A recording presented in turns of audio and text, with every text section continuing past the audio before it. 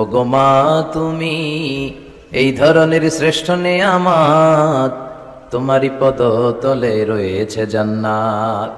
বিশ্বনবী সাল্লাল্লাহু আলাইহি ওয়াসাল্লাম সব সময় নারীদেরকে খুব বেশি সম্মান করতেন, কারণ নারীরা হচ্ছে মায়ের জাত, সম্মানিতা। আর বিশ্বনবী বলেছেন, আল জান্নাতু তাহতা আকদামি উম্মাহাতিকুম, তোমাদের মায়ের পদতলেই তোমাদের জান্নাত। কোনো পুরুষের পায়ের নিচে জান্নাত, পিতার পায়ের নিচে জান্নাত, এই মর্মে কোনো হাদিস খুঁজে পাওয়া যায় না। কিন্তু নারী জাতিকে এতটাই মর্যাদা দেওয়া হয়েছে, বিশ্বনবী বলেছেন তোমাদের মায়ের পায়ের নিচে জান্নাত। এই পৃথিবীটাকে যদি 1000 বারও বিক্রি করা হয় তাহলে জান্নাতের একটা চেয়ারের দাম হবে না। এই পৃথিবীকে কয়েক লক্ষ বার বিক্রি করে দিলেও জান্নাতের একটা টেবিলের দাম হবে না। আর যে জান্নাত মায়ের পায়ের নিচে পড়ে আছে, তাহলে ওই পা দুইটার দাম কত? ওই পায়ের দাম টাকা দিয়ে কিনা যাবে না, তাই না? ও গো মা তুমি এই ধরনের শ্রেষ্ঠ নেয়ামত, তোমারই পদতলে রয়েছে জান্নাত। ও গো মা তুমি এই ধরনের শ্রেষ্ঠ নেয়ামত, তোমারই পদতলে রয়েছে জান্নাত।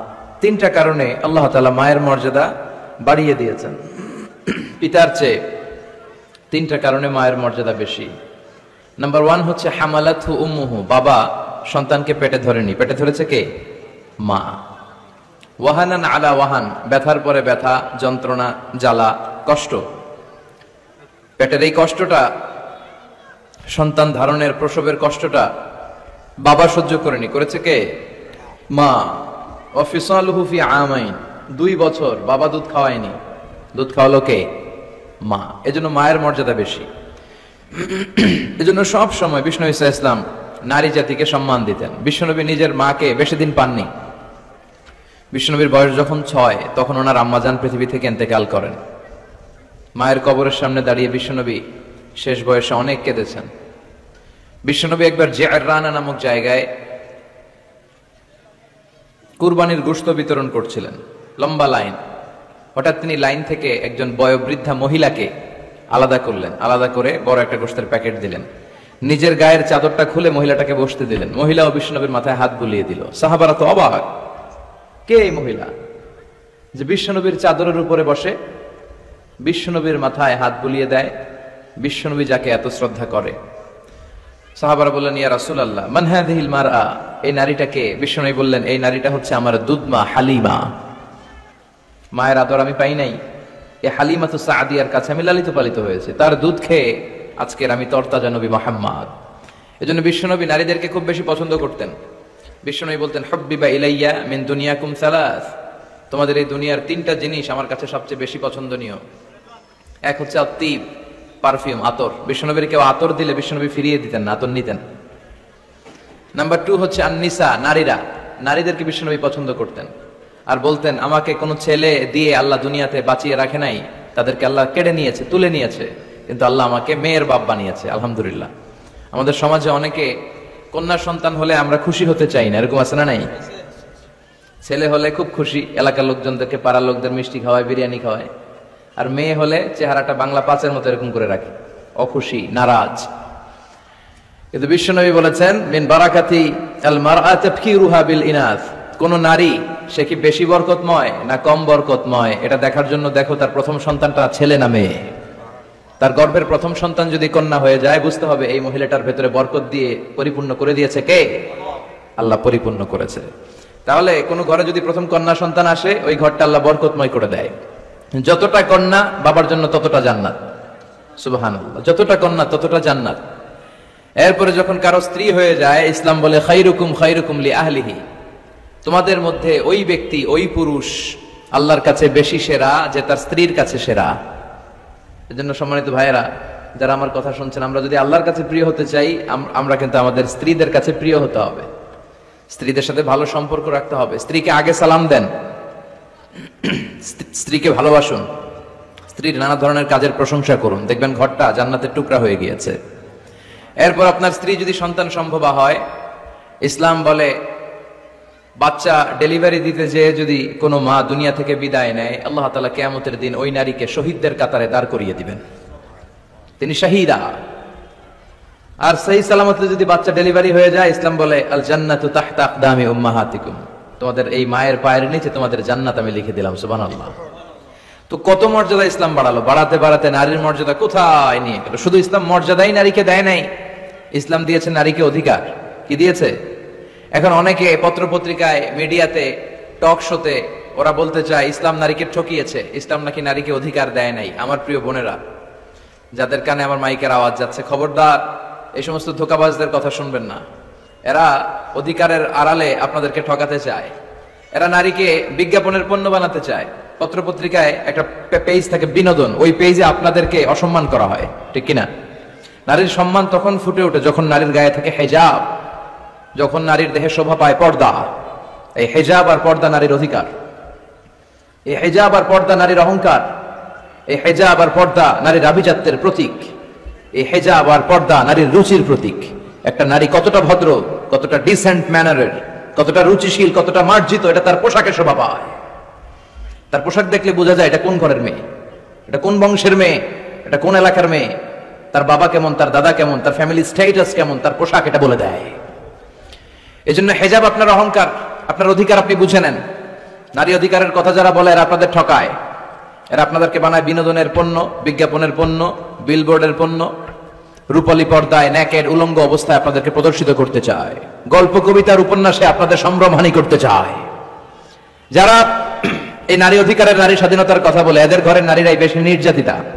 খুঁজে দেখবেন পত্রপত্রিকায় আমরা প্রায়ই দেখি এদের হাতেই এদের ঘরের কাজের মেয়েগুলো নির্যাতিতা হয়। এজন্য নারীদেরকে সম্মান দিয়েছে ইসলাম, শুধু সম্মান, স্ট্যাটাস আর মর্যাদাই দেয় নাই। খেয়াল করে শুনবেন বোনেরা, ইসলাম আপনাদেরকে দিয়েছে অধিকার, আপনাদের অধিকারগুলো বুঝে নেবেন। কি অধিকার দিয়েছে আপনাদেরকে? ইসলাম আপনাদেরকে দিয়েছে ইবাদতের অধিকার। আপনি ইবাদত করবেন, আপনার বাবা, আপনার স্বামী আপনাকে বাধা দিতে পারবে না। বিশ্বনবী বলেছেন লা তামনাউ ইমা আল্লাহি মাসাজিদ আল্লাহ, খবরদার আল্লাহর দাসীদেরকে আল্লাহর ঘরে যেতে বাধা দিও না। মহিলাদেরকে মসজিদে যেতে বাধা দেয়া যাবে না, কিন্তু আমাদের দেশে বাধা দেয় কি দেয় না? জুরিতে কি অবস্থা? হ্যাঁ, যেতে দেয় না, ঠিক না বলে, তাই না? কিন্তু শপিং মলে যাইতে দেয়, পয়লা বৈশাখ পালন করতে দেয়, 31st নাইটে নাচানাচি করতে দেয়, 21শে ফেব্রুয়ারিতে ফুল নিয়ে যেতে দেয়। আর ভালোবাসা দিবসের তো কোনো কথাই নাই। 14 ফেব্রুয়ারি ওই দিন নিয়ে মুখ খোলে না, 31st নাইট নিয়ে মুখ খোলে না। শপিং মলে গেলে নারীদের কারণে চলাই যায় না, এমন ভাবে চলে, ওইটা নিয়ে কথা বলে না। কিন্তু হেজাব পরে পুরুষ ঢুকবে এক রাস্তা দিয়ে, মহিলা ঢুকবে আরেক রাস্তা দিয়ে, ওইটার ব্যাপারে নাকি ফিতনা শুরু হয়ে যায়। এগুলো মূর্খ, এগুলো বুঝে না। ফিতনা হবে কেন? আপনি সিকিউরিটি দিবেন। বিষ্ণু বলেছেন, দেখেন কি অধিকার দিল, লা তামনাউ ইমা আল্লাহি মাসাজিদ আল্লাহ, আল্লাহর বান্দীদেরকে আল্লাহর ঘরে যেতে বাধা দিও না। বাবাও বাধা দিবেন না, স্বামীরাও বাধা দিবেন না। আস্তে আস্তে আস্তে আস্তে করে সমাজে এই পরিবেশ গড়ে তোলেন। এমন মসজিদ হবে, মসজিদের এক পাশ দিয়ে ঢুকবে পুরুষেরা, অন্য পাশ দিয়ে ঢুকবে নারীরা, যাতে কোনো ফিতনা তৈরি না হয়। আর মসজিদে ঢুকলে ফিতনা হবে কে বলেছে? মসজিদে তো নারীরা আসে ইবাদতের জন্য। এজন্য তাদেরকে যেন আমরা বঞ্চিত না করি। ইসলামের দেয়া নারীর প্রথম অধিকার হচ্ছে ইবাদতের অধিকার। কিস অধিকার? ইবাদতের অধিকার। নারীদেরকে বাধা দেয়া যাবে না। ইসলাম নারীকে 2 নাম্বার যে অধিকারটা দিয়েছে সেটা হচ্ছে উত্তরাধিকার সম্পদে সম্পদ পাওয়ার অধিকার। বাবার কাছ থেকে সম্পদ শুধু ছেলেরাই পায় না, মেয়েরাও পাবে। এটা কার আইন? ইউসিকুমুল্লাহু ফি আওলাদিকুম লিযযাকারি মিসলু হাযযিল উনসায়াইন। আল্লাহ বললেন, আমার দেয়া বিধান হচ্ছে বাবার সম্পত্তিতে শুধু ছেলেদেরই অধিকার নয়, মেয়েদের অধিকার আছে। ছেলে যদ্দূর পাবে, মেয়ে পাবে তার অর্ধেক। আমার বোনেরা, আপনাদের অধিকার বাবার কাছ থেকে আপনারা বুঝে নেবেন। ছেলেকে যদি বাবা 2 লক্ষ টাকা দেয়, মেয়েকে দিতে হবে কয় লাখ? কথা বলো, 1 লাখ। ছেলেকে যদি বাবা 4টা প্রাইভেট কার কিনে দেয়, মেয়েকে দিতে হবে কয়টা? কার আইন? আল্লাহর আইন। এই আইনে উল্টাপাল্টা করা যাবে? ইউসিকুমুল্লাহু ফি আওলাদিকুম লিযযাকারি মিসলু হাযযিল উনসায়াইন, এটা আল্লাহর দেয়া আইন। এই আইনে উল্টাপাল্টা করা যাবে না। নারীদের অধিকার আছে সম্পদে। অনেক বাবা মা ছেলের হাতে সব তুলে দেয়, মেয়েকে কিছুই দেয় না, বলে মা তোর জন্য দোয়া করে দিলাম। কি করে দিলাম? দোয়া। তো দোয়া শুধু মেয়েদের জন্য কেন? ছেলেকেও তো দোয়া করবেন। ওয়ালাইকুম আসসালাম, বসেন। ছেলেকেও দোয়া করবেন, মেয়েকেও দোয়া করবেন। যে যেটা পাওয়ার উপযুক্ত প্রাপ্য, তার প্রাপ্যটা তাকে বুঝিয়ে এরপরে হাত তুলে দোয়া করবেন। তাহলে ইসলাম নারীকে ঠকায় নাই। অনেক মা আছে ছেলের পাতে ভালো ভালো খাবার দেয়, মেয়েকে ঠকায়, আছে না নাই? জুরিতে বোধহয় এগুলো চলে না। ছেলের পাতে দেয় মুরগির রান, মেয়ের পাতে দেয় মুরগির ঠ্যাং। কিতা খাও তোমরা? ঠ্যাং খাওনি? হ্যাঁ, ট্যাং। তো ছেলের পাতে মুরগির রান, মেয়ের পাতে মুরগির ঠ্যাং। আহা, তো মেয়ের কি মুরগির রান খেতে মনে চায় না? চায়। যেই মা যেই বাবা ছেলের পাতে মুরগির রান দেয়, মেয়ের পাতে মুরগির ঠ্যাং দেয়, ওই দেখবেন অনেক সময় ওই মা বাবার শেষ জীবনটা ছেলের বাড়িতে কাটে না, কাটে মেয়েদের বাড়িতে। প্রকৃতির একটা রিটার্ন আছে, আল্লাহর একটা খেলা আছে, ওই খেলাটা আল্লাহ খেলে দিবে শেষকালে। আল্লাহু আকবার। তাহলে ইসলাম নারীকে দিয়েছে ইবাদতে অধিকার, ইসলাম নারীকে দিয়েছে সম্পদে অধিকার। ইসলাম নারীকে 3 নম্বর যে অধিকারটা দিয়েছে, আল হুকুক ফিল মাহার, মোহর পাওয়ার অধিকার। প্রতিটা নারী বিয়ের সাথে সাথে তার হাজবেন্ডের কাছে মোহর আনার অধিকার আছে। সুবহানাল্লাহ। ওয়া আতুন নিসা সাদাকাতিহিন্না নিহলা, তোমরা সন্তুষ্ট চিত্তে তোমাদের স্ত্রীর হাতে মোহরানা তুলে দাও। কার আইন? আল্লাহর আইন। এখন এই মোহরানাও নাই। মোহরানার উল্টা পিঠে আমরা ঢুকাইছি যৌতুক। কি ঢুকাইছি? আল্লাহ দিল মোহরানা, আমরা নেই যৌতুক। কত বড় ডাকাত! এগুলো ডাকাত। সিলেটে কমনি? আচ্ছা, আলহামদুলিল্লাহ। এই মাহার আমরা দিয়ে দিব স্ত্রীর হাতে, এটা তার অধিকার। অনেক স্বামী স্ত্রীদেরকে বঞ্চিত করে, ঠকায় আর মাফ চায়। কি করে? কত বড় ডাকাত! বাসর রাত হচ্ছে ভালোবাসার রাত, বেটা ভালোবাসা হবে খালি, ওই রাতে পাদের মাফ চাকে, মাফ করি দেওয়ারে। আহা, বুঝলো না ইসলামটারে, চিনলো না, শিখলো না। এজন্য মোহরানা দিতে হবে স্ত্রীকে। আল্লাহ বললেন নেহলা, সন্তুষ্ট চিত্তে দিবি, মনের মধ্যে যেন খুঁতখুঁতি না থাকে। ফ্যামিলিটারে বরকতময় করে দিবে কে? আল্লাহ ফ্যামিলিটারে বরকতময় করে দিবে। তাহলে মোহরানার অধিকার দেখেন কত অধিকার দিল। 4 নম্বর ইসলাম নারীকে দিয়েছে হুকুক ফিত তালিম, শিক্ষার্জনের অধিকার, জ্ঞানার্জনের অধিকার। জ্ঞান অর্জন শুধু আমরা করব না, আপনার ছেলেকে স্কুলে পাঠান, শুধু এতটুকু না, আপনার ছেলেকে এবং আপনার মেয়েকে উভয়কে স্কুলে পাঠান। আপনার ছেলেকেও মাদ্রাসায় পাঠান, মেয়েকেও মাদ্রাসায় পাঠান। জ্ঞান অর্জন তার অধিকার। বিষ্ণু বলেছেন তলাবুল ইলমি ফারিদাতুন আলা কুল্লি মুসলিম ওয়া মুসলিমা, প্রত্যেক মুসলিম নারী পুরুষ উভয়ের জন্য জ্ঞান অর্জনকে ফরজ করে দিয়েছে কে? এটা ফরজ। পুরুষরাও যেমনি শিক্ষিত হবে, নারীরাও শিক্ষিত হবে। নারীর শিক্ষিত হতে কোনো বাধা নাই, যে কোনো পেশা গ্রহণে নারীর বাধা নাই। শর্ত হচ্ছে নারীকে হেজাব মেনটেন করতে হবে, পর্দা মেনটেন করতে হবে, তার সেফটি এন্ড সিকিউরিটি এটা নিশ্চিত করতে হবে। তার ওয়ার্কিং প্লেসে যদি সেফটি সিকিউরিটি থাকে, হেজাবের সাথে সে ব্যবসায়ী হতে পারে, সে চাকরিজীবী হতে পারে, সে ডাক্তার হতে পারে, সে ইঞ্জিনিয়ার হতে পারে, সে সব হতে পারে। এই অধিকার নারীকে দিয়েছে কে? আল হুকুক ফিত তালিম, শিক্ষার্জনের অধিকার, জ্ঞানার্জনের অধিকার ইসলাম নারীকে দান করেছে। 5 নম্বরে ইসলাম নারীকে দিয়েছে হুসনুল মুআশারা, ভালো আচরণ পাবার অধিকার। ওয়া আশিরুহুন্না বিল মারুফ, আল্লাহর আদেশ, খবরদার স্ত্রীদের সাথে খারাপ আচরণ করো না, ভালো আচরণ করো। অনেক স্বামী আছে স্ত্রীর সাথে খারাপ আচরণ করে, কখনো হাসি দেয় না, মুখটা গোমরা করে রাখে, আছে না নাই? সব সময় ঝিরকি দিয়ে কথা বলে, রাগ দেখায়, বাবুগিরি দেখায়, সাহেবগিরি দেখায়, এরকম ডাকাইত আছে না নাই? বিশ্বনবীর মুখে সবসময় এক চিলতে হাসির ছোঁয়া লেগেই থাকতো। মা আয়েশা বলে, এত বছর বিশ্বনবী সংসার করলাম, একদিনও বিশ্বনবীকে আগে সালাম দিতে পারি নাই। সবসময় বিশ্বনবী আগে সালাম দিতেন। আপনারা ঘরে হাজবেন্ড যারা আছেন, 2-4 জনের দিকে যারা আছেন, ঘরে ঢুকেই স্ত্রীকে আগে সালাম দিয়ে দিবেন, আর স্ত্রীও সবসময় উৎ পেতে বসে থাকবেন যে দেখি আমি আগে দিতে পারি কিনা। এইভাবে আপনাদের মধ্যে যদি সালামের কম্পিটিশন হয়, ছেলে মেয়েগুলোরে আল্লাহ আল্লাহ বানাই দিবে কে? আমরা চাই আমাদের ফ্যামিলিগুলো জান্নাতি ফ্যামিলি হোক, আমাদের ছেলে মেয়েগুলো আল্লাহ আল্লাহ হোক। এজন্য আমরা যেন স্ত্রীর প্রশংসা করি, তার রান্নার প্রশংসা করবেন, সৌন্দর্যের প্রশংসা করবেন, তার যত ভালো দিক, তার মেধা, তার জ্ঞান, সবকিছুর প্রশংসা করবেন। 5টা অধিকার। 6 নম্বর ইসলাম নারীকে দিয়েছে উপার্জনের অধিকার। কিসের অধিকার? উপার্জন, আলাদা উপার্জন। ইসলাম বলে হাজব্যান্ডের ব্যালেন্স আলাদা, স্ত্রীর ব্যালেন্স আলাদা। আমাদের দেশে অনেকে যাকাত যখন পে করে, যে ভুলটা করে সেটা হচ্ছে তারা হাজব্যান্ড ওয়াইফ মিলে একসাথে যাকাত দেয়। No, it's 2 individual. এখানে 2টা আলাদা ব্যক্তি। হাজব্যান্ডের সম্পদ হাজব্যান্ডের হিসাব, ওয়াইফের সম্পদের ওয়াইফের হিসাব। যাকাত একসাথে দেয়া যাবে না, দুজনের ব্যালেন্স আলাদা। ইসলাম বলে দুইজনের আলাদা ব্যালেন্স। স্ত্রীর সম্পদ থাকতে পারে অনেক, সে তার সম্পদের হিসাব করে হালানিল হাউল, 1 বছর হলো কিনা, নিসাব পরিমাণ হলো কিনা যাকাত দিবে। হাজবেন্ডের সম্পদ থাকতে পারে অনেক, হাজবেন্ড তার হিসাব করে সে যাকাত দিবে। এমনকি হাজবেন্ড যদি গরিব হয়, স্ত্রী তার হাজবেন্ডও যাকাত দিতে পারে। মাসালাটা জেনে নেন। হাজবেন্ড যদি গরিব হয়, তাহলে স্ত্রী যদি সম্পদশালী হয় তাহলে স্ত্রী তার হাজবেন্ডকেও কি দিতে পারে? যাকাত দিতে পারে। কিন্তু স্ত্রী যদি গরিব হয়, হাজবেন্ড তার স্ত্রীকে যাকাত দিতে পারে না। এর কারণ স্ত্রীর ভরণ পোষণ দেয়া হাজবেন্ডের দায়িত্ব, আর স্বামীরে চালানো বউয়ের দায়িত্ব না। সুবহানাল্লাহ পড়েন। কত সহজ করে দিল ইসলাম নারীকে। নারীর জন্য জান্নাতে যাওয়া খুব সহজ। তার এক পা, নারীর এক পা জান্নাতে এমনি ঢুকে আছে। আর কিছু কাজ করলে, 4টা কাজ করলে বাকি পাটাও জান্নাতে ঢুকাই দিবে কে? বিশ্বনবী বলেছেন 4টা কাজ যদি কোনো নারী ঠিকঠাক মতো এই দুনিয়ার বুকে করতে পারে, আল্লাহ তাআলা 8টা জান্নাতের দরজাই নারীর জন্য খুলে দিবে। এক নম্বরে বিশ্বনবী বললেন, আল মারআতু ইযা সাল্লাত খামসাহা, কোন নারী যদি 5 ওয়াক্ত সালাত সময় মতো আদায় করে, ওয়া সামাত শাহরাহা, রমজানের রোজাগুলো ঠিকমতো রাখে, আতাআত বালাহা, স্বামীর আনুগত্য করে, ওয়া হাফিজাত ফুরুজাহা, নিজের লজ্জাস্থানের হেফাজত করে। 4টা, কয়টা? 5 ওয়াক্ত সালাত, রমাদানের রোজা, স্বামীর আনুগত্য। এখন এটা উঠে গেছে সমাজে। কে কার উপর ডমিনেটিং করবে এই নিয়ে গুতাগুতি আছে না নাই? কে বড় হবে, কে মশারি টাঙ্গাবে রাত্রে, কিলাকিলি আছে না নাই? হাজবেন্ডকে তুই টাঙ্গা, স্ত্রী কে আমনে টাঙ্গান, আছে না নাই? আনুগত্য নাই, ছোট্ট খাট্ট বিষয় নিয়ে কিলাকিলি। এজন্যই ফ্যামিলির মধ্যে শান্তি নাই। আমার বোনেরা, এই যে মহিলা সমাবেশে আসছেন, যাদের বিয়ে হয়েছে, হাজবেন্ড পেয়েছেন, এই হাজবেন্ড আপনার হীরার টুকরা, এটা আপনার জান্নাত। বিশ্বনবী বলেছেন, আল্লাহ ছাড়া কারো পায়ের সামনে যদি সিজদা দেওয়া জায়েজ হতো, সবগুলো নারীকে বলতাম স্বামীর পায়ে সিজদায় লুটিয়ে পড়ো। আল্লাহ ছাড়া যেহেতু কারোর সামনে সিজদা দেওয়া যায় না, তাই আমি এটা বলি না। যদি জায়েজ হতো, সব নারীকে বলতাম স্বামীর পায়ে লুটিয়ে পড়ো, স্বামী তোমার জান্নাত।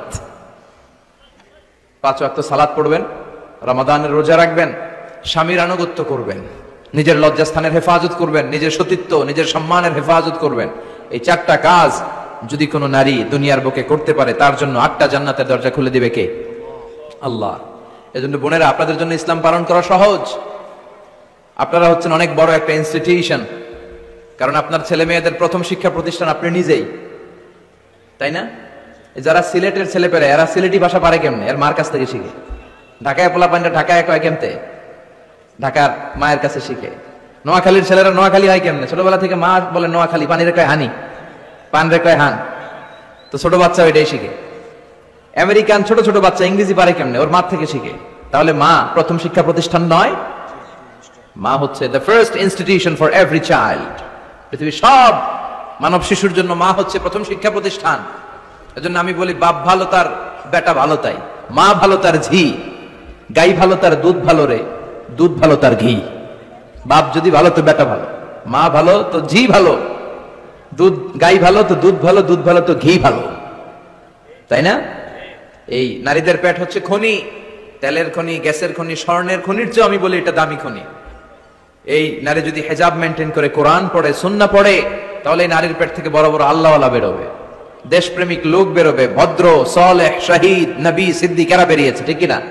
আর এই একই নারী যদি ইসলাম না মানে, স্বামীর আনুগত্য না করে, সালাত না পড়ে, কোরআন সুন্নাহ না মানে, তাহলে এই পেট থেকে বড় বড় ডাকাত, দুর্নীতিবাজ, দেশের সম্পদ যারা লুণ্ঠন করে, অন্যকে হত্যা করে, জুলুম নির্বিচারে করে, এরকম ডাকাত বেরোবে।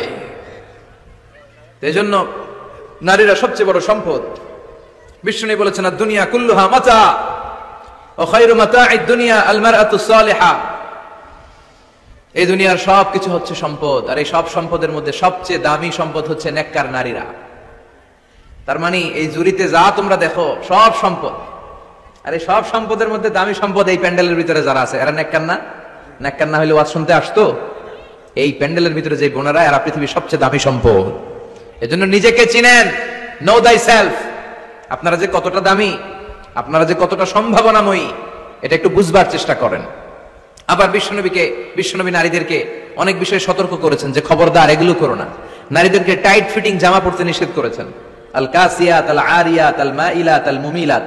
কিছু কিছু বোনেরা এমন টাইট বোরকা পরে, তার দেহের সব উঁচু নিচু ভাঁজ টের পাওয়া যায়, পুরুষরা আরো বেশি আকৃষ্ট হয়।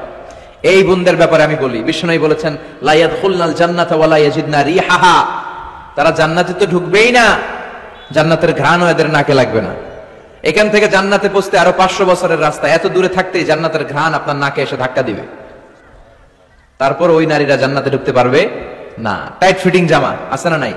এখন বোরকার মধ্যে অনেক ডিজাইন, ইদানিং এদিকে কিছু ডিজাইন করে পরে, এদিকে করো না, এদিকে করো না, এদিকে করো না, 4টা গম্বুজ বানায় এই জায়গায়, আছে না নাই?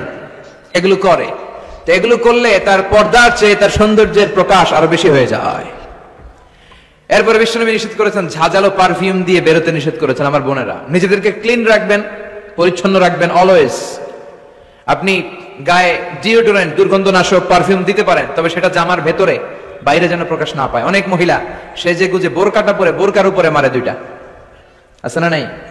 এই ঝাঁঝালো গন্ধ আশেপাশে যতগুলো পুরুষের নাকে যাবে আপনার প্রতি আকৃষ্ট হবে। বিশ্বনবী নারীদেরকে জানিয়াদের সাথে তুলনা করেছেন, বলেছেন এরা জিনাকারী, এরা পর্দাওয়ালী নয়, এরা বোরকা পরে বেরোলেও লাভ হবে না, এরা জিনাকারিনী, কারণ এরা এদের গায়ের ঝাঁঝালো পারফিউম সুগন্ধ দিয়ে পরপুরুষকে আকৃষ্ট করার চেষ্টা করেছে। এটা একেবারে নিষেধ, এটা করবেন না। তাহলে টাইট ফিটিং বোরকা পরবেন না, ঢিলে ঢালা পরবেন, পাতলা জামা পরবেন না যে জামা দিয়ে আপনার শরীর দেখা যায়। নাম্বার 3, ঝাঁঝালো কোনো পারফিউম গায়ের মধ্যে মাখবেন না। নাম্বার 4, বিষ্ণু বলেছেন খবরদার আলগা চুল লাগাবে না কোনো নারীরা। লাগায় অনেকে, জুরিতে এগুলা নাই। অনেক নারীর চুল হয়তো ছোট, সে আলগা চুল লাগায়া সুন্দরী সাজে, বিশ্ব সুন্দরী ঐশ্বরিয়া রায় হইতে চায়, আছে না নাই? না, আল্লাহ যেটা দিয়েছে ওটাতে আপনি সন্তুষ্ট থাকেন, আলগা চুল লাগাবেন না। এরপর বিষ্ণু ব্রু প্লাক করতে নিষেধ করছে। ব্রু প্লাক, ব্রু প্লাক আছে না? পার্লারে গেলে কিভাবে যেন এদিক দিয়ে ব্রু প্লাক করে একেবারে চিকন করে দেয় এই দুইটা। হ্যাঁ, না, এটা নিষেধ। ব্রু প্লাক করতে বিশ্বনবী নিষেধ করেছেন। আমার বোনেরা, আপনারা এটা করবেন না। এরপরে বিশ্বনবী নিষেধ করেছেন তোমরা একে অপরকে লাআনত দিবে না। 2 কারণে নারীরা জাহান্নামে যাবে বেশি। বিশ্বনবী মেরাজ থেকে এসে বললেন, ইয়া মা'আশারান নিসা, ও নারীরা, তাসাদ্দাকনা, তোমরা বেশি বেশি সদকা করো, দান খয়রাত করো। নারীরা বললেন কেন? আমাদের বললেন কেন? বিশ্বনবী বললেন, উরিতু কুন্না আকসারা আহলিন নার, আমি জাহান্নামে দেখেছি পুরুষের চেয়ে নারীরাই বেশি জাহান্নামী হবে। কি কারণে? 2টা কারণ। তাকফুরনাল আশিরা, সবাই না, অধিকাংশ নারীরাই স্বামীর অস্বীকৃতি করে। স্বামী যা দেয় এতে সন্তুষ্ট থাকতে চায় না, আছে না নাই? স্বামীর কি চাকরি, কি ব্যবসা, তার উপার্জন কতটুকু, এটাও আপনার দেখার দরকার, আছে না নাই? এখানেই তো আপনার সবরের বিষয়। জান্নাত তেমনি এমনি আসবে না বোন, আপনাকে সবর করতে হবে। স্বামীর নাশুকরি করবেন না। পাশের বাড়ির ভাবিরা তো এত মোটা নেকলেস কিনা দিছে, তুমি দাও না কেন? এদের ঘরে তো দামি সোফা সেট, আমার ঘরে নাই কেন? এদের তো এটা করে, এদের তো এটা দিছে হাজবেন্ড, আমারে দাও না কেন? এই যে নাশুকরি, এটা তাকে জাহান্নামী বানাবে। 2 নাম্বার, তুকসিরনাল লা'না, তোমরা একে অপরের উপর লানত দাও। নারীরা রেগে গেলেই একজন আরেকজনের লানত দেয়। হেতের উপরে আল্লাহর ঠেড়া হইতো, হেতের উপরে আল্লাহর গজব হইতো, মানে তার উপর আল্লাহর গজব পড়ুক। এভাবে ঝগড়া লাগলে এক মহিলা আরেক মহিলাকে লানত দেয়। জুরির বোনেরা অবশ্য এগুলো দেয়টাই না, মাঝে মাঝে দে। আচ্ছা, তো এগুলো করা যাবে না। স্বামীর নাশুকরি করা যাবে না, এরপর লানত দেয়া যাবে না। এই যে বিষ্ণুনবী যেগুলো নিষেধ করলেন, এগুলো থেকে যদি আমরা বেঁচে থাকি, আর যে 4টা কাজের কথা বললেন, এগুলো যদি আমরা করি, তাহলে জান্নাতে যাওয়ার পথকে আমাদের জন্য সহজ করে দিবে কে? আমি সব সময় নারীদেরকে 6 জন নারীর জীবনী পড়তে বলি, আপনারাও পড়বেন, বাজার থেকে কিনবেন। আসিয়ার জীবনী, আসিয়া ইমরাতু ফিরাউন, ফিরাউনের বউয়ের নাম হক্কা, নাম খিতা আসিয়া। এই আসিয়ার জীবনীটা প্রত্যেক নারীর জন্য পড়া ফরজ। কিভাবে তিনি ঈমান বাঁচিয়েছেন আপনি দেখবেন। এরপরে মারিয়ামের জীবনী পড়া ফরজ। মারিয়াম আলাইহিস সালাম, কিভাবে তিনি ইবাদতে মশগুল ছিলেন। 2 জন গেল। 3 নাম্বার, বিশ্বনবীর প্রথম স্ত্রী খাদিজা আল কুবরা তাহেরা। পতি ভক্তি কারে বলে, স্বামী ভক্তি কাকে বলে, আপনি দেখতে পাবেন ওনার জীবনীতে। 4 নম্বরে, বিশ্বনবীর একমাত্র কুমারী স্ত্রী আয়েশা রাদিয়াল্লাহু তাআলা আনহা, কিভাবে জ্ঞান অর্জন করতে হয়। 2220টা হাদিস তিনি বর্ণনা করেছেন। নারীদের মধ্যে সবচেয়ে বেশি হাদিসের বর্ণনাকারী। ফ্যামিলির হাদিসগুলো বর্ণনার জন্য আল্লাহ তাআলা মা আয়েশাকে বিশ্বনবীর ঘরে টেপ রেকর্ডার হিসেবে পাঠিয়েছিলেন। বিশ্বনবী যা বলতেন সব মুখস্থ করে নারীদের কাছে ওয়াজ করে ছড়ায় দিত। কি নারী ছিল! মা আয়েশার জীবনী পড়তে হবে। সবশেষে বিশ্বনবীর কলিজার টুকরা, নয়নের পুটলি ফাতেমাতুল আজ-জাহরা, ফাতেমাতুজ জাহরার জীবনী পড়তে হবে। তার জীবনী থেকে আপনি পাবেন কিভাবে পর্দা করতে হয়। উনি মরার আগে আলীকে বলে গেলেন, আলী, জীবদ্দশায় আমারে কেউ দেখে নাই, নবীর মেয়ে মোটা না চিকন, লম্বা না খাটো। মরার পরেও বেশি মানুষে জানাজা আসতে বলো না, রাত্রিবেলা অল্প কয়েকজন লোককে নিয়ে জানাজা দিয়ে আমার কবর দিয়ে দিও। কেমন করে আপনি নিজেকে সেভ করবেন, এই শিক্ষা মাফ সাইয়্যিদাতুনা ফাতেমাতুজ জোহরার জীবনীতে আছে না নাই? তাহলে এই কয়েকজন নারীর জীবনী পড়তে হবে। আর যে 4টা কথা বিষ্ণু বলেছেন, এগুলোর উপর আমল করতে হবে। তাহলে আমাদের নারীদেরকেও জান্নাতি বানাবে কে? আল্লাহ। তুমি আমাদের মাদেরকে, বোনদেরকে, আমাদের নারীদেরকে তুমি খাদিজাতুল কুবরার মতো কবুল করো, আয়েশা সিদ্দিকার মতো মহিয়সী নারী হিসেবে কবুল করো, ফাতেমাতুজ জাহরার মতো এরকম পর্দানিশীল নারী হিসেবে কবুল করো। আল্লাহ তাআলা আমাদের সবাইকে কথাগুলো বুঝার ও আমল করার তৌফিক দান করুক। আমরা পড়ি আমিন। আপনারা সবাই ভালো থাকবেন, সুস্থ থাকবেন, সুন্দর থাকবেন, কোরআনের সাথে থাকবেন। সুবহানাকাল্লাহুম্মা ওয়া বিহামদিকা আশহাদু আল্লা ইলাহা ইল্লা আনতা আস্তাগফিরুকা ওয়া আতুবু ইলাইক। আল্লাহুম্মা আমিন। রব্বানা যালামনা أنفسنا وإن لم تغفر لنا وترحمنا لنكونن من الخاسرين ربنا آتنا في الدنيا حسنة وفي الآخرة حسنة وقنا عذاب النار اللهم تقبل نساءنا كعائشة ومريم اللهم تقبل نساءنا كآسيا وخديجة اللهم تقبل نساءنا كسيدة أهل النساء الجنة فاطمة اللهم حبب إلينا الإيمان وزينه في قلوبنا وكره إلينا الكفر والفسوق والعصيان وجعلنا من الراشدين وصلى الله تعالى على خير خلقه محمد وعلى آله وصحبه أجمعين وجعل آخر كلامنا عند الموت لا إله إلا الله محمد رسول الله